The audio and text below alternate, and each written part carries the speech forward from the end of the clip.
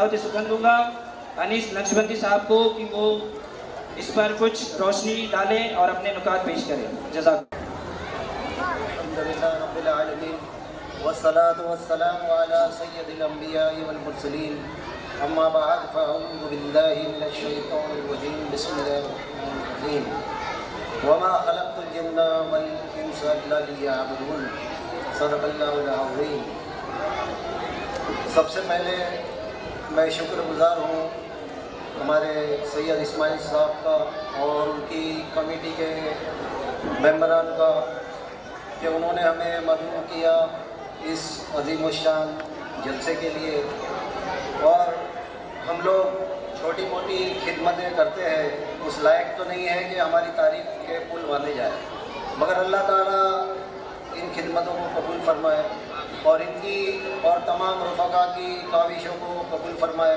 और हमारे उलमा अहले सुन्नत की सरपरस्ती में ये जो प्रोग्राम हो रहा है, तो हमारे उलमा की तमाम उलमा इकराम की उम्र में, इल्म में, अमल में बरकत अता फरमाए और उनका साया हमारे सरों पर तादीम कायम व दायम फरमाए।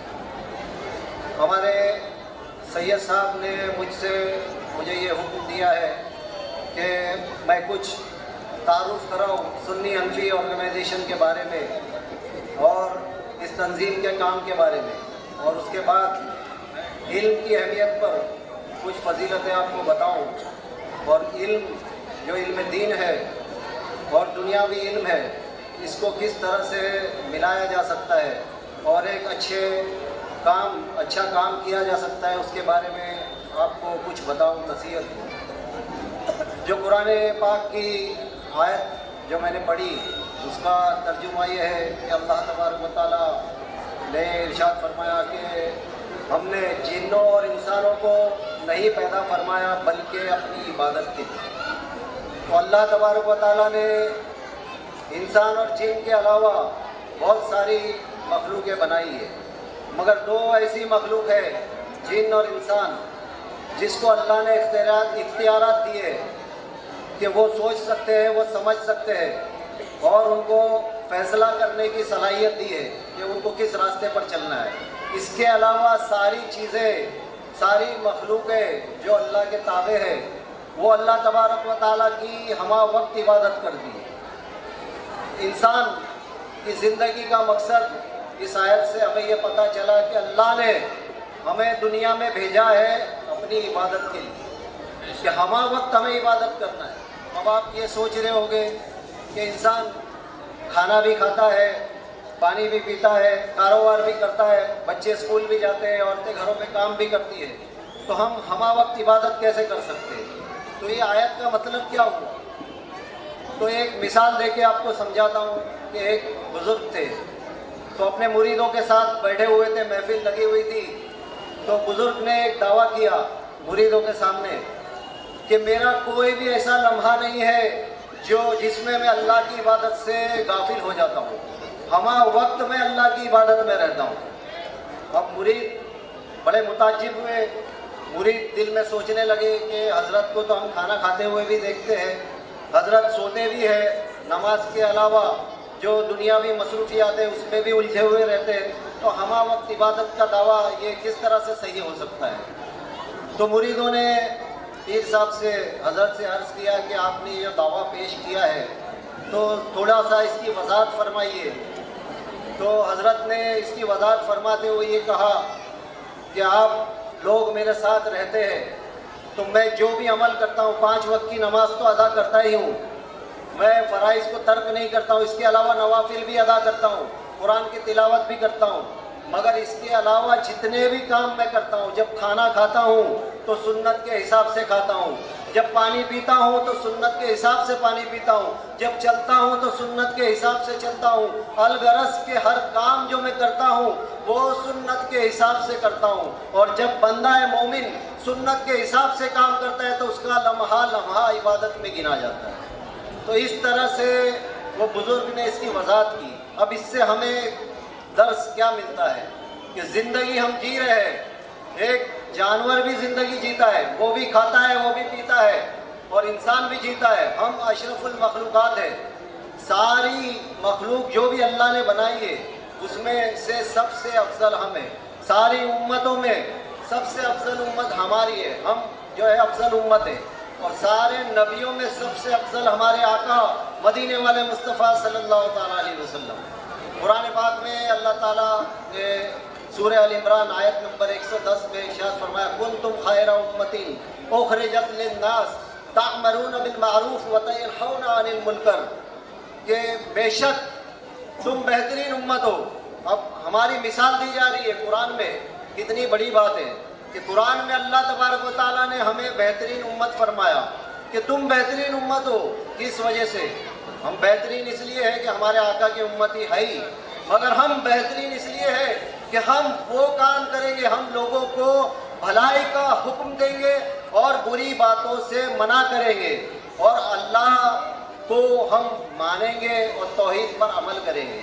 इस वजह से अल्लाह ताला ने हमें बेहतरीन उम्मत फरमाई। तो अब इन दोनों आयतों से हमको अपनी ज़िंदगी का निचोड़ निकालना चाहिए कि हमको लम्हा लम्हा इबादत में गुजारना है, और एक तरफ अल्लाह ताला इरशाद फरमाता है कि तुम बेहतरीन हो के लोगों को भलाई का हुक्म देते हो। तो ये सबसे बड़ी बात है।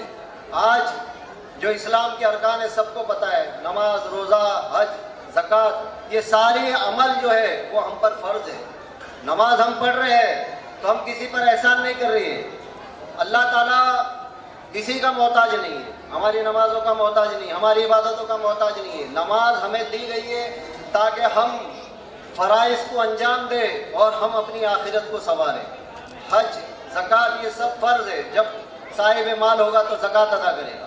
तो अगर इन चीज़ों पर हम अमल करते तो कोई कमाल नहीं करते। कमाल तब होगा जब हम इन चीज़ों से आगे बढ़ेंगे और हम उस आयत पर अमल करेंगे कि बाहर निकलकर लोगों को भलाई का हुक्म देंगे और बुरी बातों से मना करेंगे। मगर ये कैसे करेंगे? इसलिए इस चीज़ पर अमल करने के लिए हमारे पास इल्म होना चाहिए। तो इसलिए इल्म दीन का हासिल करना फ़र्ज़ है हर मुसलमान पर। आप पीछे बोर्ड पर देख रहे होंगे, हदीस शरीफ लिखी हुई है कि इल्म दीन का हासिल करना हर मुसलमान मर्द और औरत पर फ़र्ज़ है। तो इन सारी बातों पर अमल करने के लिए सबसे पहले हमको इल्म हासिल करना पड़ेगा। आज हमारी कौम में एक जो है बात मशहूर हो चुकी है कि दीन अलग और दुनिया अलग। तो ये कॉन्सेप्ट जो है बिल्कुल गलत है। ये इस्लाम का कॉन्सेप्ट नहीं है, ये गैरों का कॉन्सेप्ट है कि दीन को अलग रख दो, दुनिया को अलग रख दो। दीन और दुनिया इस्लाम में एक ही है।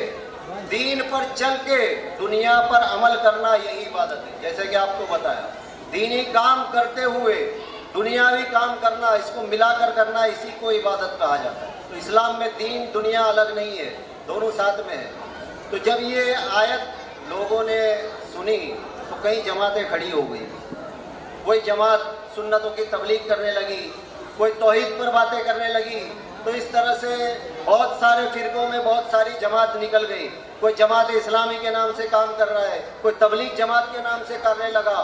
तो दुनिया में धीरे धीरे लोग तबलीग के नाम पे फितना फैलाने लगे। और एक दौर आया, मैं आपको 2008 या 9 की बात बता रहा हूँ। 2008 या 9 में एक सऊदी का एक बड़ा बदतरीन शख्स जिसका नाम था महराज रब्बानी, वो हिंदुस्तान का एक मुल्ला था गैर मुक़ल्लिदों का। वो सऊदी ने उसको चंद रियालों के बदले में ख़रीद लिया। तो सऊदी के 10 बाय 10 के कमरे में बैठकर उसने माज़अल्लाह हुजूर गरीब नवाज की शान में गुस्ताखी की। ये 8 या 9 की बात बता रहा हूँ गालिबन। तो वीडियो उसका नेट पे आज भी मौजूद है। और तमाम औलिया इकराम की गुस्ताखी की, हत्ता के हुजूर सल्लल्लाहु ताला अलैहि वसल्लम की भी उसने गुस्ताखी की। तो नागपुर की सरजमी से एक आवाज़ उठी जिसका नाम था अल्लामा फ़ारूक खान रज़वी साहब। अल्लामा फ़ारूक खान रज़वी का आपको तारुफ करा दूँ, ये सुन्नी हनफी ऑर्गेनाइजेशन के प्रेसिडेंट और बानी है। जब वो वीडियो नागपुर पहुंचा, जब उन्होंने देखा तो उनको बड़ा अफसोस हुआ। हालांकि वो वीडियो और टीवी के मुखालिफ थे और कैमरा वगैरह ये पसंद नहीं करते थे, मगर जब लोगों ने उनसे इसरार किया कि कब तक आप छुपे रहेंगे, वीडियो और टीवी को लेकर कब तक बैठेंगे, तो उनका मौक़िफ़ वही मौक़िफ़ है जो ताजुश शरिया का, हुजूर ताजुश शरिया का मौक़िफ़ है कि वीडियोग्राफी करना हराम है। मगर मजबूरी के तहत جب باطل قوتوں نے ہمارے آقا صلی اللہ تعالیٰ علیہ وسلم کی گستاخیاں کرنا شروع کی، حضور غریب نواز کی اور اولیاء اللہ کی گستاخیاں کی، تو فاروق خان رضوی صاحب نے ایک نیا کانسیپٹ نکالا، پروجیکٹر پر ان کی کلپس دکھا کر باقاعدہ باطلوں کا رد کرنا شروع کیا قرآن اور حدیث کی روشنی میں۔ تو اس معراج ربانی کا پہلا پروگرام ناگپور میں ہوا اور پروجیکٹر پر اس کی کلپ بتا کر فاروق خان رضوی صاحب نے اس کا رد کیا۔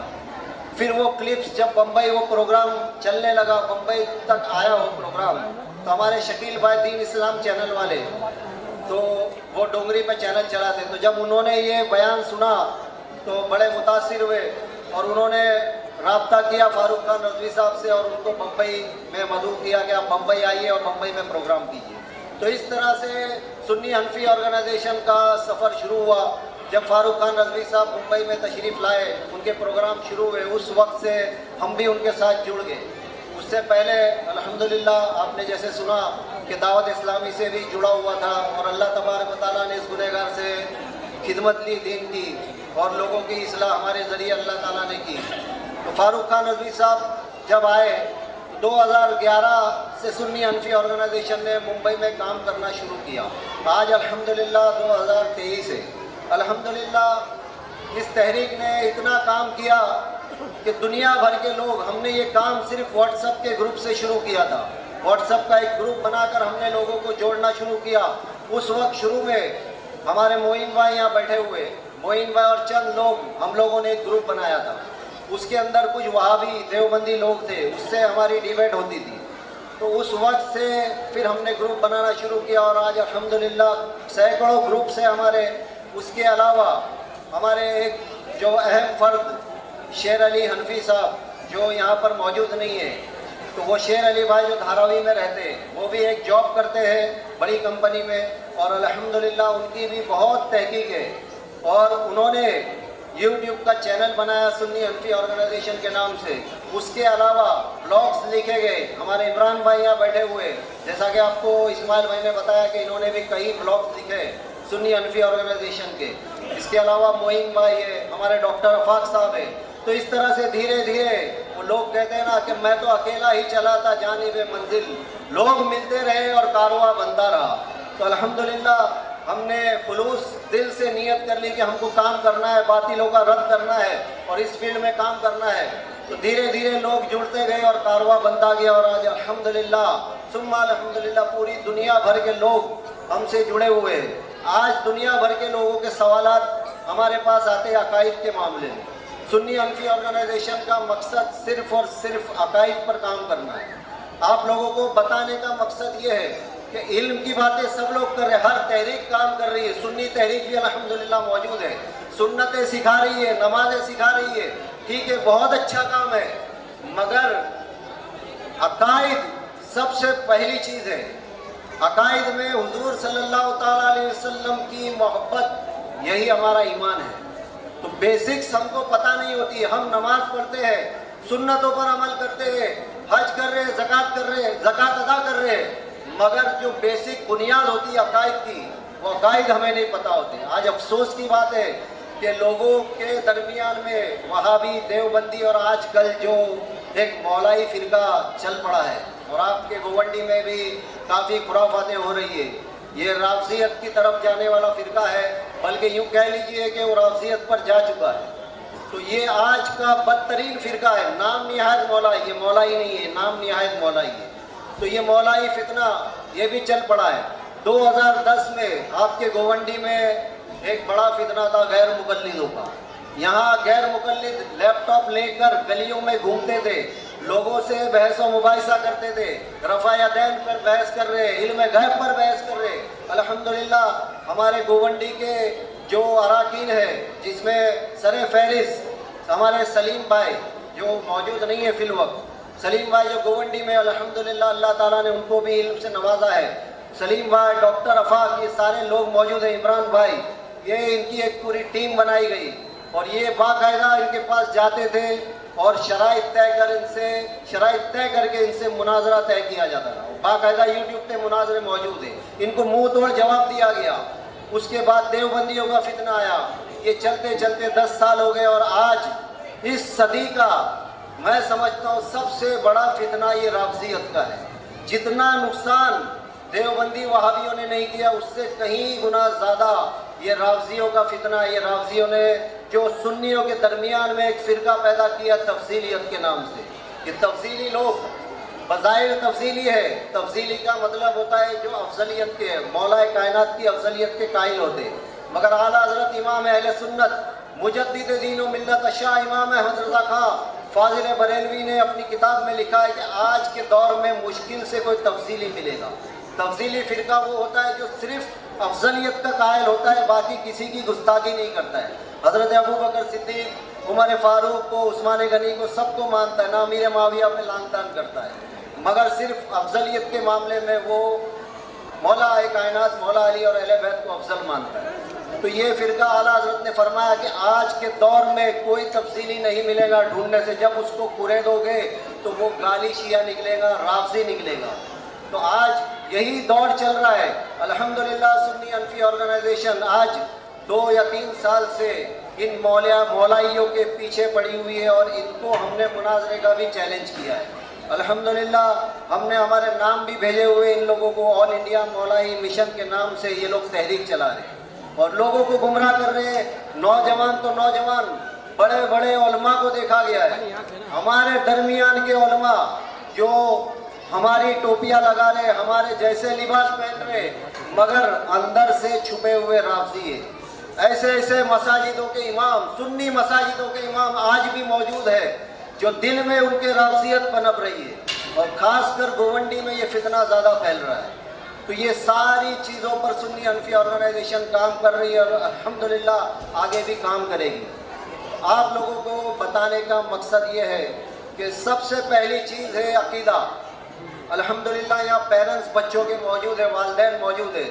تو ہم کو چاہیے کہ سب سے پہلے ہم بچوں کو تو یہاں تربیت کے لیے لا رہے. ماشاءاللہ ہمارے اسماعیل بھائی کام کر رہے ہیں, ان کے رفقا بھی کام کر رہے ہیں, قرآن شریف کی تعلیم حاصل کر رہے ہیں, علم دین حدیثیں سب پڑھ رہے, مگر اپنے بچوں کو عقائد سکھائے, خود سیکھے. پہلے تو ہم کو خود کو پتہ نہیں ہوتا ہے کہ ہمارا عقیدہ کیا ہے, حضور صلی اللہ تعالیٰ علیہ وسلم کو کس طرح سے مانا جائے, اولیاء اللہ کو کس طرح سے مانا جائے, صحابہ کو کس درجے میں مانا جاتا ہے. یہ ساری چیزیں بیسک عقائد ہیں. تو یہ عقائد کی کتابیں آپ لوگوں کو خریدنی چاہیے, اس کے بعد اس کو پڑھنا چاہیے. اور اگر نہ سمجھ میں آئے تو ہمارے جو مرد حضرات ہیں وہ ہمارے علماء سے رابطہ قائم کرے, ان سے جا کر سمجھے. اور الحمدللہ ہمارے واٹس ایپ پہ گروپ موجود ہے, جن لوگوں کو ایس ایچ او سے جڑنا ہو اور کچھ کام کرنا ہو تو ہم سے رابطہ کریں. ہمارا واٹس ایپ گروپ موجود ہے, اس پر آپ جوائن کر کے آپ اپنے عقائد کو درست کر سکتے ہیں. تو آپ لوگوں سے گزارش ہے کہ ایس ایچ او کے ساتھ, علماء اہل سنت کے ساتھ جڑیں اور عقائد کو سیکھیں. اب علم دین پر آتے ہیں. علم دین کی اہمیت کیا ہے اسلام. جیسے کہ آپ نے دیکھا کہ علم دین حاصل کرنا ہر مسلمان مرد اور عورت پر فرض ہے, اور بے شمار فضیلتیں حدیث مبارکہ میں علم دین کی آئی ہے. علم دین کے بارے میں اللہ کے رسول صلی اللہ تعالیٰ علیہ وسلم کا ارشاد اکرام ہے, جس کا مفہوم ہے کہ جو شخص علم دین حاصل کرنے کے لیے گھر سے نکلتا ہے تو اللہ تبارک و تعالیٰ جنت کا ایک راستہ اس کے لیے کھول دیتا ہے. جنت کا ایک راستہ اس کے لیے کھول دیا جاتا ہے. فرشتے اپنے پروں کو اس کے لیے بچھا دیتے ہیں. اب سوچئے, فرشتے جو نوری مخلوق ہے وہ اپنے پروں کو طالب علم کے لیے بچھا دے, اور بچھانے کے بعد مزید آگے فضیلت آتی ہے کہ عالم کے بارے میں یہ فضیلت آتی ہے کہ جب عالم چلتا ہے علم سیکھنے کے لیے, سکھانے کے لیے جاتا ہے, تو اللہ کے معصوم فرشتے اس کے لیے دعائیں مغفرت کرتے ہیں, جو سیکھنے سکھانے والے کے لیے. اس کے علاوہ سمندر میں جتنی مچھلیاں ہیں, اب سوچئے کتنی بڑی دنیا, کتنے سمندر, اس میں کروڑ مچھلیاں, ساری کے ساری مچھلیاں اس کے لیے دعائیں مغفرت کرتی ہیں. کتنی بڑی بات ہے. علم کی اہمیت اس واقعے سے آپ اندازہ لگا سکتے ہیں. آپ کو ایک واقعہ سناتا ہوں.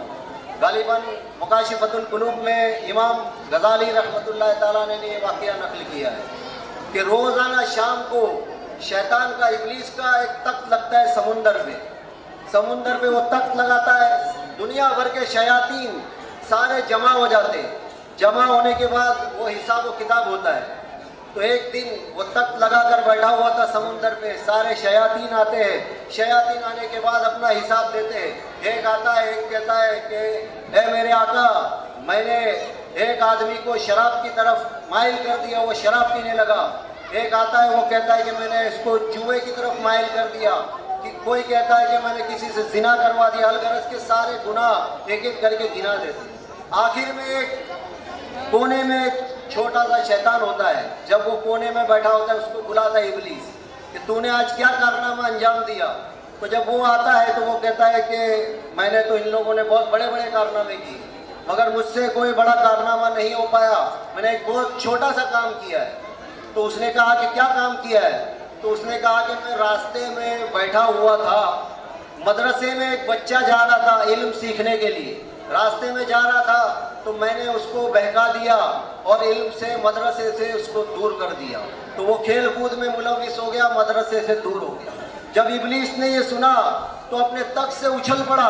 उछलने के बाद उसको गले से लगाया और उसको शाबाशी दी कि आज के दिन में सबसे बड़ा काम इसने किया। अब बड़े मुताजिब में दूसरे शयातीन कि आखिर ऐसा कौन सा काम कर दिया इसने। तो सारे लोग मुताजिब हो गए। उन लोगों ने पूछा, सारे शयातीन ने इब्लीस से कि भाई ऐसा कौन सा काम कर दिया इसने, इतना बड़ा कौन सा काम किया, एक बच्चे को जो इल्म सीखने से उसने दूर कर दिया। तो इब्लीस ने कहा ठीक है, इसकी मिसाल तुमको एक वाक़े से, एक शैतान को बुलाया, उसको कहा कि इंसानी लिबास में जा, फला फला गाँव में जा, वहाँ पर एक आबिद रहता है। आबिद उसे कहते हैं जो इबादत करते हैं, और अक्सर आबिद जो इबादत करते हैं मगर आलिम से अफजल नहीं होते। आलिम के ये फजीलत है, हदीस पाक में है कि आलिम और आबिद में इतना फ़र्क है कि आलिम इस तरह से फौकियत रखता है आबिद पर कि जैसा एक 14वीं के चाँद जब चमकता है तो सितारों पर उसकी रोशनी जैसे फैल जाती है, उसी तरह आलिम की मिसाल दी गई हदीस में कि आलिम की ये फजीलत है। तो जब इब्लीस ने कहा कि जा ये सुई है, सुई लेकर जा, और एक आबिद साहब है, आबिद को जाकर पूछना कि ये सुई की जो नोक है, इसका जो होल है, क्या उसमें से 70 ऊँट दाखिल हो सकते हैं। फिर उसके बाद फला फला गांव में जाना, वहाँ पर एक आलिम साहब रहते हैं और आलिम साहब से जाकर सवाल करना, यही सवाल उससे भी करना, दोनों क्या जवाब देते हैं मुझे बताना। तो वो इंसानी शक्ल में जाता है शैतान। तो आबिद साहब इबादत में मसरूफ़ होते हैं, जाकर कहता है कि हज़रत एक सवाल करना है। तो आबिद साहब कहते हैं जल्दी जल्दी पूछो, मेरे पास वक्त नहीं है, मुझे इबादत करनी है। तो ये सुई है, क्या इसके छेद में से 70 ऊँट दाखिल हो सकते हैं? तो आबिद साहब कहते हैं कैसा बेवकूफ़ है तू, इतना सा छेद है जिसमें से धागा भी नहीं जा सकता, तो 70 ऊँट कहाँ से दाखिल हो जाएंगे। फिर दूसरा सवाल करता है कि अगर अल्लाह ताला चाहे तो क्या 70 ऊँट दाखिल हो सकते हैं। अब वो आबिद था, आलिम था नहीं, इल्म नहीं था उनके पास, तो उसने माज़अल्लाह उन्होंने कह दिया कि बेवकूफ़, जब इतनी से सुई में इसके छेद में से धागा नहीं जा सकता है तो 70 ऊँट अल्लाह ताला चाहे तो भी नहीं दाखिल हो सकते, माज़अल्लाह। ठीक है, उसने सवाल का जवाब लिया, वहाँ से चला गया, दूसरे गांव में पहुँचा, वहाँ एक आलिम साहब तकरीर के लिए तशरीफ़ ले जा रहे थे। तो वहाँ पहुँच गया, हज़रत एक सवाल करना है। आलिम साहब ने कहा मेरे पास वक्त नहीं है, जल्दी से सवाल कर दो। चलते हुए उसने सवाल किया, यही 2 सवाल दोहराया उसने कि क्या इसमें से 70 ऊँट दाखिल हो सकते हैं। तो आलिम साहब ने कहा कि बिल्कुल नहीं हो सकते, मगर अल्लाह ताला चाहे तो आलिम थे वो, उन्होंने हदीसें पढ़ी थी, कुरान पढ़ा था, कुरान को समझा था, इल्म दीन हासिल किया था। तो उन्होंने कहा यकीनन तू शैतान है, बेशक मेरा रब हर चीज़ पर कादिर है, और अगर वो चाहे तो 70,000 ऊँट भी दाखिल हो सकते हैं। तो फौरन उन्होंने लाहौल पढ़ा कि तू यकीनन शैतान मरदूद है, तो फौरन वहाँ से भाग गया। जब वो इब्लीस के पास आया तो उसने जवाब दिया, तो इब्लीस ने उसके चेलों को जमा करके कहा कि देखो ये इल्म दीन की फजीलत है कि जब अगर वो बच्चा इल्म दीन सीख जाता तो वो आलिम बन जाता, आलिम बन जाता तो तुम्हारे जो वार है उसको पहचान लेता और तुमसे दूर हो जाता। तो इल्म दीन सीखने की ये फजीलत है कि इल्म दीन सीखने की फजीलत तो आपने समझ ली कि इल्म दीन की अहमियत क्या है, मगर इल्म दीन हमने इल्म दीन को बस एक रस्मी तौर पर समझ के रखा है। हम अक्सर दुनियावी तालीम पर ज़्यादा फोकस करते हैं। आज बड़े अफसोस के साथ कहना पड़ता है بے شک دنیاوی تعلیم کے خلاف نہیں ہے، ہم بھی سب دنیاوی تعلیم لے کر یہاں آئے ہوئے، دنیاوی تعلیم بے شک حاصل کرے، یہ ضروری ہے، مگر دنیاوی تعلیم کے لیے اسکول میں جاتے ہیں تو ڈونیشن دیتے ہیں، میڈیکل کالج میں جانے کے لیے لاکھوں نہیں اب تو کروڑوں میں ڈونیشن پہنچ گئے، کچھ سال پہلے لاکھوں میں بات تھی، اب کروڑوں میں، انجینئرنگ کالج میں جانا ہے تو ڈونیشن دینے تیار ہے۔ میرا بیٹا اچھے سے اچھی انگلش میڈیم اسکول میں جائے، کانوینٹ اسکول میں پڑھے، مگر جب علم دین کی بات آتی ہے تو بیچارے بڑے افسوس کے ساتھ کہنا پڑتا ہے کہ ہمارے علماء کی قدر نہیں ہے لوگوں کو۔ علماء اکرام گھروں تک جاتے ہیں پڑھانے کے لیے، جب وہ جاتے ہیں تو ان کو نذرانے کے طور پر کیا دیا جاتا ہے؟ 200 روپیہ ماہواری، 150 روپیہ، 250 روپیہ، بہت حد ہو گئی تو 500 روپیہ۔ یہ ہم نے علم کی قدر کی اور یہ علماء کی قدر ہم کرتے ہیں۔ اسکول میں غیروں کی اسکول میں ڈونیشن دینے تیار ہے کیونکہ اس کو ڈاکٹر بنانا ہے، انجینئر بنانا ہے، وکیل بنانا ہے، چارٹرڈ اکاؤنٹنٹ بنانا ہے، بے شک بنائیے، مگر یہ روش پر چلنے کے بعد ایک وقت ایسا آتا ہے ہمارے بچے بڑے ہو جاتے ہیں، دین ہم نے رسمی طور پر سکھایا ہے، ایک مولانا آتے الف با تا سا پڑھا دیا، قرآن ختم ہو گیا، بات ختم، ہم سمجھتے ہیں کہ معاذ اللہ بہت بڑا بوجھ تھا، اتر گیا، قرآن سیکھ گیا، بس ہو گیا، اب دنیاوی تعلیم پہ فوکس کرنا ہے ہمیں۔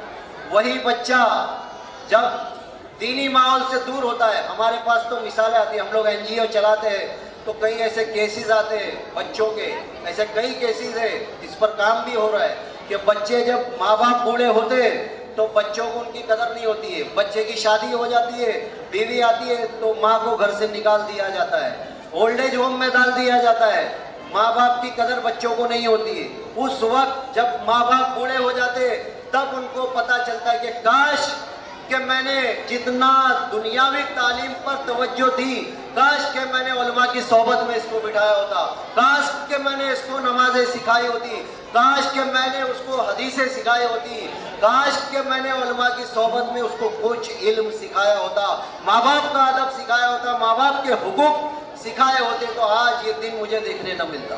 پھر ماں باپ آتے ہم جیسوں کے پاس اور رونا روتے کہ میرے بچے نے نکال دیا، میری بہو نے نکال دیا، تو غلطی اس بچے کی نہیں ہے، غلطی آپ کی ہے، آپ نے دنیاوی علم پہ توجہ دی اور دین کو پشے پش ڈال دیا، معاذ اللہ، دین کو ایک رسمی طور پر رکھا، دینی تعلیم اگر دیتے تو آج آپ کے پاس ڈاکٹر ہوتا مگر ڈاکٹر افات کے جیسا ہوتا، آج آپ کے پاس انجینئر ہوتا تو ہمارے معین بھائی کے جیسا ہوتا، نہ کہ کوئی ایسا بچہ جو ڈاکٹر بن جائے اور دنیاوی خواہشوں میں محو ہو جائے، دنیا کی محبت میں مست ہو جائے اور پیسوں کے پیچھے دنیا اور آخرت کو برباد کر دے۔ تو ہم کو چاہیے کہ علم کی اہمیت کو سمجھے، اور علم جتنا وقت ہم دنیاوی تعلیمات کے دیتے ہیں اس سے آدھا نہیں بلکہ 5% بھی اگر وقت ہم نے دے دیا تو ہم بہت بڑا کام کر سکتے ہیں۔ اسلام جو ہے ٹائم مینجمنٹ کی قدر کرتا ہے، ہر چیز اسلام میں وقت سے ہے، نماز وقت پہ ہوتی ہے، ہر چیز کا ایک وقت بندھا ہوا ہے، تو آپ لوگوں کو ٹائم مینجمنٹ کرنا۔ آج لوگوں سے کہا جاتا ہے تو لوگ کہتے ہیں بچہ صبح اسکول جاتا ہے، شام کو واپس آتا ہے، پھر تھکا ہوا ہوتا ہے، پھر ٹیوشن جاتا ہے، اس کے بعد واپس آتا ہے، رات ہو جاتی ہے، ہم علم دین کب سکھائیں گے؟ تو پہلے تو سب سے آپ کو ٹائم مینجمنٹ سیکھنا ہوگا۔ اسلام میں ٹائم مینجمنٹ کی بڑی اہمیت ہے۔ آپ ایک پیپر پر ٹائم کا مینجمنٹ کیجئے کہ وقت لکھیے کہ بھائی یہ وقت، یہ اوقات پر یہ اسکول جاتا ہے، اس کے بعد یہ آتا ہے، تو پورا دن کا ایک ٹائم ٹیبل بنائیے۔ اس کے بعد کچھ وقت ایسا وقت ہو ہی نہیں سکتا کہ ہمارے پاس وقت نہیں ہو۔ بچے آتے ہیں موبائل میں لگے ہوتے ہیں، یوٹیوب پہ پکچر دیکھتے ہیں، ٹی وی سیریلوں میں ہم ملوث ہو جاتے ہیں، تو وہ وقت آپ جب لکھیں گے تو آپ کو سمجھ میں آئے گا کہ ہمارا وقت کہاں ضائع ہو رہا ہے۔ اور صرف بچے نہیں بلکہ ماں باپ کو بھی چاہیے۔ آج علم سیکھنا بڑا آسان ہے، پہلے لوگوں کو سفر کرنا پڑتا تھا، آج تو یوٹیوب آپ کھولیں گے تو آپ اچھے سے اچھے مولانا کے مقرروں کے بیان سن سکتے ہیں، گھر میں بیٹھ کے علم حاصل کر سکتے ہیں۔ تو آپ خود بھی سیکھیں، عقائد کو سیکھیں۔ ہمارے چینل یوٹیوب پر موجود ہے، سنی انفی آرگنائزیشن، اور علماء اہل سنت کے کئی سارے چینل ہیں، تو سارے چینلوں پر جائے، ایک ایک موضوع پر آپ جو ہے بیانات کو سنیے، عقائد کی کتابوں کو پڑھیے، اور بالخصوص اعلیٰ حضرت کی کتابوں کو آپ جمع کیجیے۔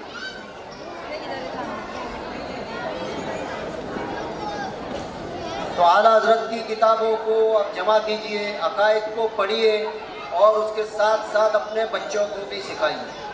تو آج کی محفل کا یہی مقصد ہے کہ اگر ہم تعلیم قرآن پر، تعلیم حدیث پر اور دنیاوی تعلیم پر فوکس کریں گے سب کو ملا کر، تو انشاءاللہ ہمارا بچہ وہ پیدا ہوگا، وہ بڑا ہوگا کہ انشاءاللہ تعالی ہم کو اس پر ناز ہوگا، فخر ہوگا۔ تو اللہ تعالیٰ سے دعا ہے کہ اللہ تعالیٰ ہماری یہ ساری کوششوں کو، کاوشوں کو قبول فرمائے، اور یہ جہاں مدرسے و مسجد فیضان اشرف و رضا ویلفیئر فاؤنڈیشن یہ جو کام کر رہا ہے، اور ہمارے سید صاحب جو اسلامک سینٹر چلا رہے، تو زیادہ سے زیادہ اپنے بچوں کو یہاں پر بھرتی کیجئے، ایڈمیشن لیجئے، اور جس طرح سے وہ آپ کو تربیت دینا چاہ رہے تو اس طرح سے آپ تربیت لیجئے، اور اپنے بچوں کی، اپنی خود کی آخرت کو سنوارے۔